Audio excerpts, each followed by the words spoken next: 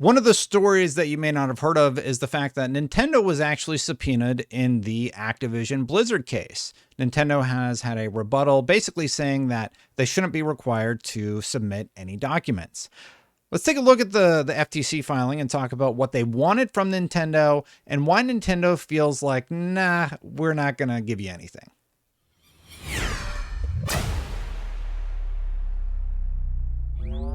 I'm going to bring up the document right now, and basically what it says is non-party Steve Singer's motion to quash complaint counsel's untimely subpoena and testify to Steve Singer. Anyway, the request is to quash the subpoena, and that's from the subpoena from the complaint counsel. Complaint counsel missed the March 3rd, 2023 deadline to serve the Singer subpoena.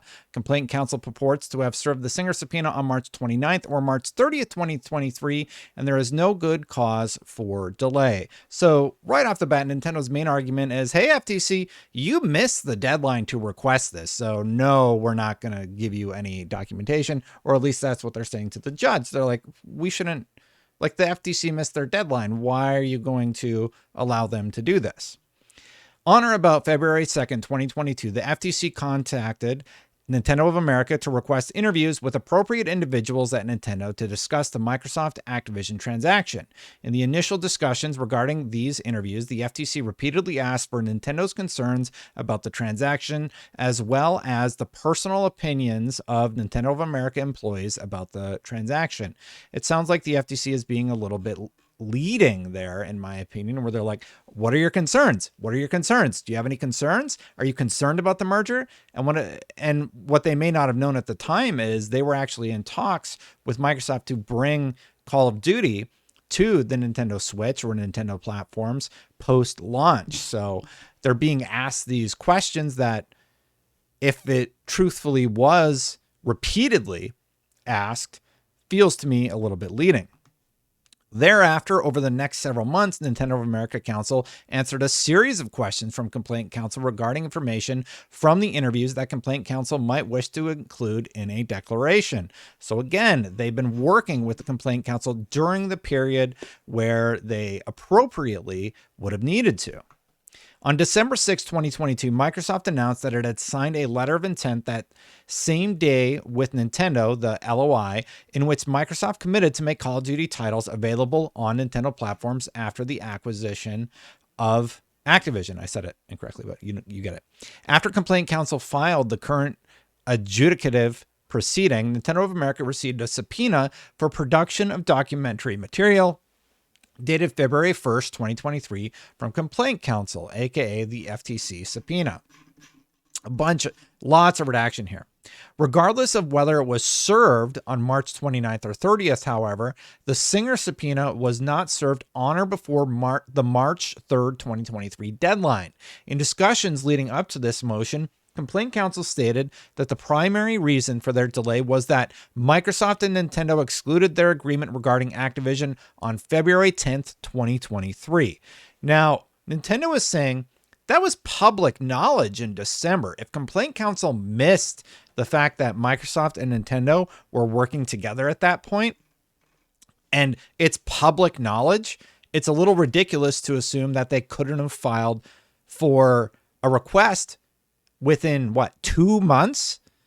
So they just didn't make it in time. So sorry, FTC. And I believe at the end of this, the judge basically says, yeah, you don't have to provide any documents. The FTC missed their deadline. So sorry. Now, I personally would have loved to see what those communications were or glean anything else about the deal, which we actually do get some insight in this documentation. But if they missed the deadline, too bad. You snooze, you lose is how they say it, right? Before I continue, though, hit that subscribe button, hit that bell so you're not snoozing on all the great news that I cover and talk about here with you. And if you're already subscribed, hit the like button, maybe dislike for that joke, but no, please hit the like button. Anyway, this incorrect statement conveniently ignores that the letter of intent was signed and announced by Microsoft on December 6, 2022. Mr. Singer should not bear the consequences of complaint counsel's missed deadline and respectfully request that the court quash the Singer subpoena. I think they're being actually really reasonable here. This isn't them trying to squirm out of it. They have a very strong argument. hey, this paperwork wasn't filed on time. We shouldn't have to provide this documentation. It seems cut and dry to me. The Singer subpoena was issued after the deadline and was never properly served on Mr. Singer. As a result, it should be quashed. The deadline to serve subpoenas was March 3rd, 2023, with certain exceptions, scheduling order in Microsoft Corp. Scheduling order. None of the exceptions apply here. Complaint counsel purportedly served the Singer subpoena on March 29th or 30th, 2023. Therefore, the Singer subpoena is untimely and should be quashed. The deadline to issue subpoenas in this proceeding was March 3rd. So if they're saying that it was filed on March 29th or 30th, they're like a month late. So it's just too bad. And like I said, normally, like with the requests from Microsoft needs to cough up that documentation. Sony needs to cough up the documentation. But in this case, Nintendo's off the hook, in my opinion. Anyway, March 3rd, 2023, deadline for issuing document requests. Scheduling Order 1, the exceptions for discovery directed to witnesses who did not appear on either side's preliminary list, refers to the preliminary witness list disclosed by complaint counsel on January 17th and respondents counsel on January 24th. Scheduling Order at 1 and 2 of the scope of permissible depositions as governed by paragraph 11. So each side may depose witnesses who are listed on the witness list. There is no good cause for excluding complaint counsel's failure to comply with the subpoena deadline. Complaint counsel was aware of the LOI as early as December 6, 2022, when Microsoft announced it to everybody. All of us knew about this. Complaint counsel did not ask who did until March 16, 2023, again after the deadline. If the deposition of the Nintendo of America employee who negotiated with Microsoft is so important to complaint counsel's case, it would have asked Microsoft or Nintendo at any time after the LOI was announced on December 6, 2022. Instead, they're chasing Microsoft for a bunch of documentation over the last 10 years or something. The consequence of complaint counsel's delay and disregard for deadlines prejudice Mr. Singer of NOA. So they're prejudiced. I mean, that getting a little strong there. Mr. Singer and NOA should not bear the burden of complaint counsel's delay and disregard for deadlines. They're being very strong, and I feel like Nintendo's totally in the right here. They're saying you missed your deadline. We're not going to give you any documentation. Like, it's not the Nintendo lawyer's job to make the FTC's job easier, right? And Nintendo, of course, Nintendo doesn't want to give over documentation. Anyway, complaint counsel, neither does Sony, neither does Microsoft. This is normal stuff. And I feel like Nintendo, like Sony lost, Microsoft lost, Nintendo, I feel like they got a solid case here. Again, complaint counsel failed to comply with the deadline, and that failure should have consequences. For these reasons, Mr. Singer and NOA respectfully request that the Singer subpoena be quashed in its entirety.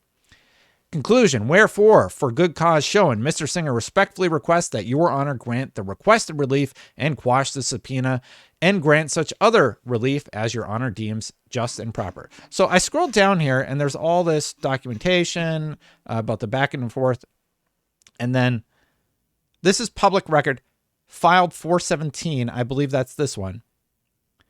I think this is the judge saying, it's granted. On April 10th, non-party Steve Singer filed a motion to quash complaint counsel subpoena to Steve Singer. Singer has demonstrated good cause for the requested relief. Accordingly, the motion is granted, and it is hereby ordered that complaint counsel subpoena to Steve Singer dated March 29th is quashed in its entirety. Nintendo's off the hook.